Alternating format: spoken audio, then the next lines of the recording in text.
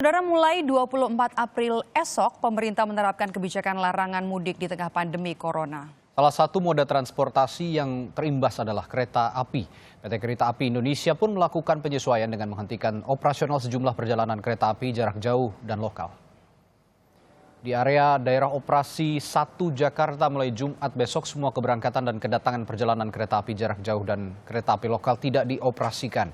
Adapun untuk kereta api jarak jauh yang tidak beroperasi adalah kereta api dari Stasiun Gambir, Stasiun Pasar Senen, dan Stasiun Jakarta Kota dengan tujuan akhir Bandung, Cirebon, Tegal, Semarang, Yogyakarta, Solo, Surabaya, Malang, dan sejumlah kota di wilayah lainnya. Untuk informasi lebih dalam terkait penghentian operasional kereta api jarak jauh khususnya dari dan menuju Jakarta, kita telah terhubung dengan Kepala Humas PT KAI Daerah Operasi 1 Jakarta, Eva Hairunisa. Selamat siang, Mbak Eva. Ya baik, selamat siang. Sehat-sehat ya Mbak Eva ya? Sehat, terima kasih. Alhamdulillah. Ya Mbak Eva, bisa dijelaskan ada berapa perjalanan kereta yang akan berhenti operasi di Daob 1 di Jakarta besok? Ya.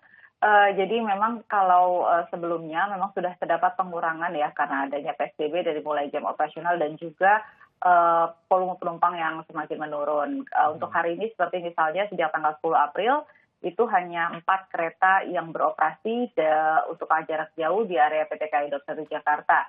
Nah kemudian mulai tanggal 24 besok ini rencananya 4 kereta ini seluruhnya juga tidak beroperasi, sehingga secara keseluruhan untuk mulai tanggal 24, baik itu KA jarak jauh dan juga KA lokal tidak beroperasi untuk sementara waktu sampai dengan 30 April, nanti akan diinformasikan kembali apabila ada perpanjangan.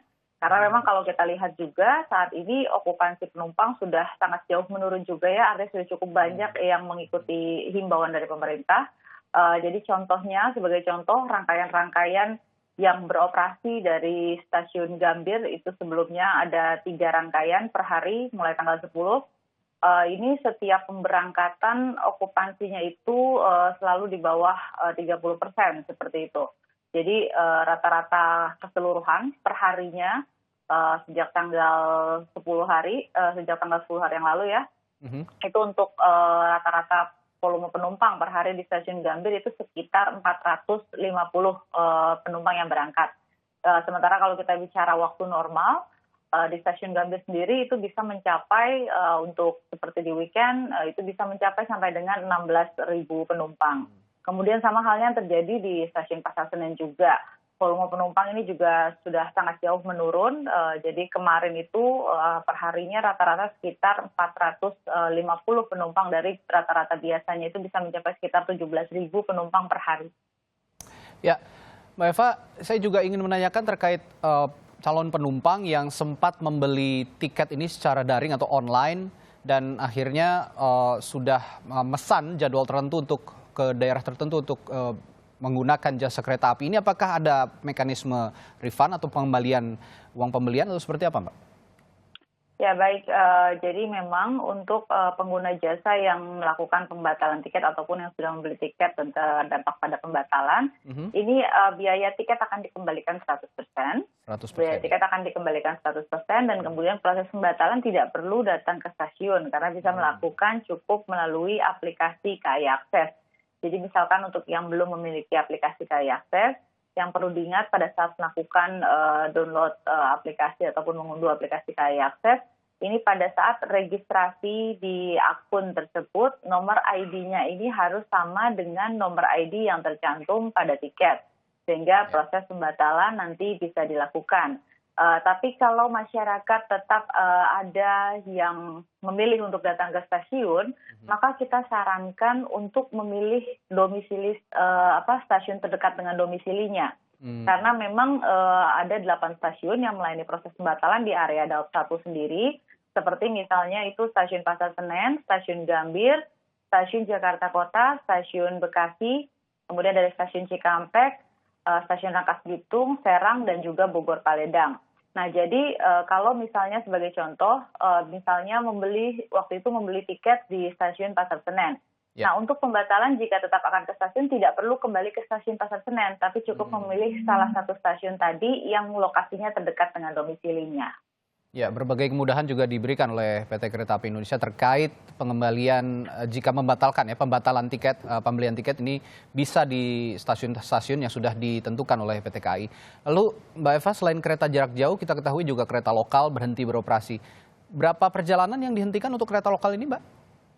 Ya, kalau kereta lokal secara keseluruhan itu ada sekitar 31 perjalanan. Relasinya itu ada mulai dari untuk relasi dari Tanjung Priok tujuan Cikampek atau Karawang, dan juga Bogor, Sukabumi dan sebaliknya, kemudian Sukabumi, Ciranjang dan sebaliknya, termasuk KA lokal Merak, Rangkas Bitung dan sebaliknya ini juga dibatalkan. Namun pembatalan KA lokal sebenarnya sebagian besar sudah terjadi pengurangan perjalanannya sejak awal April seperti itu.